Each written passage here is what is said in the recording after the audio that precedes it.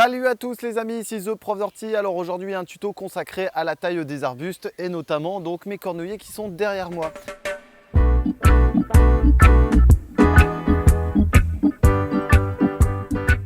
La taille des arbustes, c'est quelque chose d'assez particulier parce qu'en fonction des arbustes que vous allez accueillir dans votre jardin, vous allez devoir vous interroger à quelle période je vais tailler mes arbustes. Là ici, on est sur du cornouiller et ce cornouiller a besoin d'être taillé afin d'opacifier un petit peu cette petite haie. Donc je vais les rabattre quasiment de 20 à 30 cm et ensuite on viendra broyer donc ces végétaux. Ce cornouiller a un feuillage caduc, donc on va essentiellement faire une taille en verre à cette saison, donc courant juin-juillet, afin d'opacifier la haie et ensuite on pourra faire une taille un petit peu plus hivernale où on pourra justement jouer sur la structure.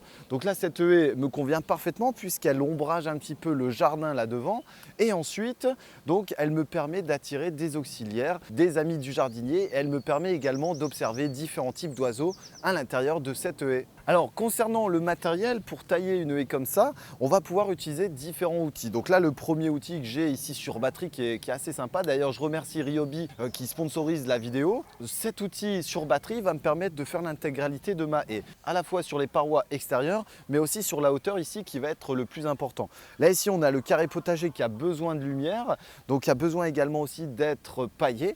Donc on va en profiter donc pour raccourcir cette haie.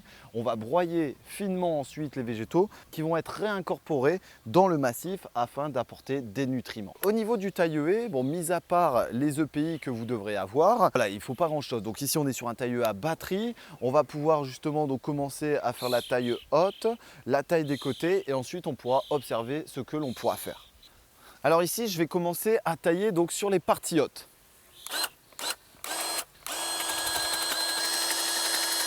Avec cet engin, ce qui est assez sympa aussi, c'est les différentes vitesses qui va nous permettre de contrôler ici les différentes coupes. Donc ici, comme on est sur un sujet ligneux, on va aller sur une vitesse assez lente. Par contre, les parois, on pourra ici travailler sur une vitesse qui est un peu plus importante. Donc là, ici, on a rabattu quasiment de 30 à 40 même. Donc je vais continuer sur les parois pour avancer dans la haie et favoriser donc l'apparition du soleil sur mon jardin. Là, le surplus des feuilles, on va les mettre sur les côtés. Je vais continuer ma taille et on se retrouve donc pour la suite.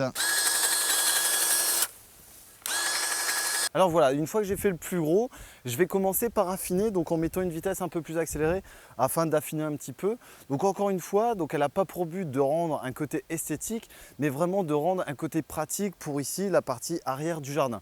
Étant donné qu'on a la partie sud-ouest là derrière cette haie, si on la laisse trop se développer, on va avoir une zone d'ombre trop importante qui peut être bénéfique pour certains végétaux, mais qui ne peut pas l'être pour d'autres.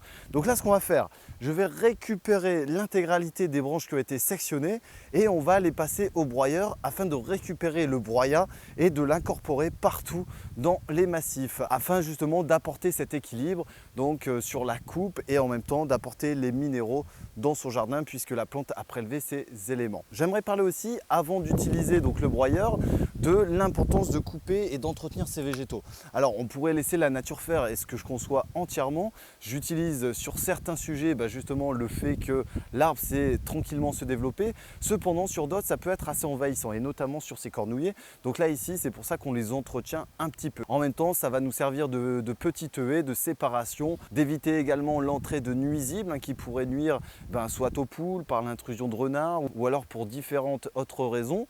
Voilà, en fonction des différents sujets que vous aurez dans votre maison, vous allez soit tailler de cette manière-là ou alors utiliser d'autres méthodes comme le recépage que l'on va utiliser notamment sur des sujets qui sont basitones avec des rejets par la base comme le noisetier, comme le sol qui sont d'excellents sujets pour être recépés. Et ça j'insiste aussi fortement parce que les techniques de taille sont adaptées en fonction de votre sujet. Si vous avez maintenant des arbustes à fleurs, donc ces arbustes à fleurs on va les tailler après floraison et ça c'est aussi quelque chose d'important parce qu'on va à la fois bénéficier de cette floraison et ensuite ils vont commencer à partir correctement, à se développer de manière intensive et c'est pour ça qu'on va sélectionner donc les arbustes de votre terrain à tailler en fonction de leur qualification. Ce que je vais faire, je vais aller regrouper un petit peu mes branches que j'ai sectionnées et on va utiliser le broyeur donc que l'on va utiliser là pour broyer toutes nos branches.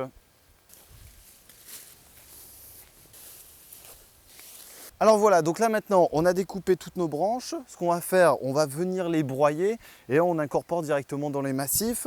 Alors je vais en utiliser certains pour la serre parce qu'on a à la fois du verre et étant donné que j'ai apporté beaucoup de matière carbonée, ça permettra de générer un équilibre.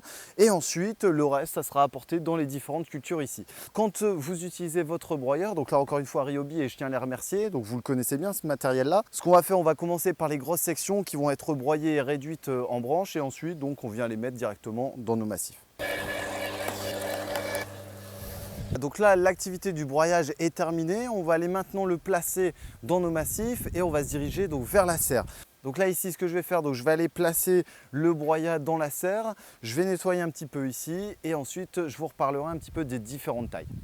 Alors au niveau du broyat utilisé, donc c'est un broyat qui est assez fin. Donc on a à la fois donc des petites branches plus de la feuille qui a été broyée et on va mettre ça donc tout autour de nos végétaux qui vont se régaler. Les principaux avantages de ce broyat, c'est essentiellement d'éviter le désherbage, ensuite éviter l'arrosage, ce qui est assez important quand on fait du jardin, mais aussi d'éviter donc les phénomènes d'érosion de sol de notre jardin. On va étaler un petit peu et on est bien. Donc là, on va se faire un petit résumé de l'activité ici, de la taille des arbustes. On a taillé des cornouillers qui sont derrière moi, donc je vais venir affiner cette taille. Donc encore une fois, cette haie va nous servir à la fois donc de corridor écologique par le passage des insectes, mais aussi des auxiliaires. Donc notamment ici les mésanges qui viennent, alors non pas nicher dedans, mais qui viennent chercher justement de la nourriture, des pucerons, des chenilles et j'en passe. Donc là ici, ce cornouiller, on l'a étêté, donc on a supprimé les têtes afin de favoriser la luminosité dans notre jardin. Donc ça, c'est une taille que l'on va faire à peu près une fois par an, voire 2 fois si vous voulez conserver une forme assez basse. Cette haie est faite une fois par an et ensuite on verra en hiver en fonction de la forme du végétal. En fonction de vos différentes haies, vous allez tailler de manière différente, comme je vous le disais tout à l'heure. Donc si vous avez des haies de fruitiers comme les groseilliers, les cassissiers, les noisetiers, vous allez pouvoir recéper et étaler votre coupe sur plusieurs années. Donc là, vous pouvez prendre un sécateur, vous pouvez prendre un sécateur de force. Ensuite, l'utilité d'un taille-haie à batterie ici va nous permettre justement les étaitages de certains sujets, mais ne vont pas être bons pour tous les sujets, comme par exemple le noisetier. Ensuite, en fonction des différents végétaux que vous avez taillés, vous allez devoir faire à certaines périodes. Essentiellement, on va tailler d'octobre à quasiment janvier et ensuite pour les tailles en verre, on va tailler juin, juillet, août pour tout le reste des végétaux. Faites attention aussi si vos arbustes viennent à fleurs, si vous étêtez, si vous avez des arbustes qui vont vous donner des fleurs plutôt de manière estivale, n'oubliez pas qu'on vient toujours tailler après la floraison parce que vous allez repousser, retarder la floraison sur certains sujets qui viendront fleurir. Je prends l'exemple du Troène, ils sont généralement taillés au carré et ne fleurissent que très peu puisqu'ils sont justement pas libres de faire ce qu'ils veulent. C'était un petit tuto sur la taille de haies et notamment ici donc sur du cornouiller. N'hésitez pas à partager et à liker la vidéo. Je vous dis à très bientôt les amis. Salut!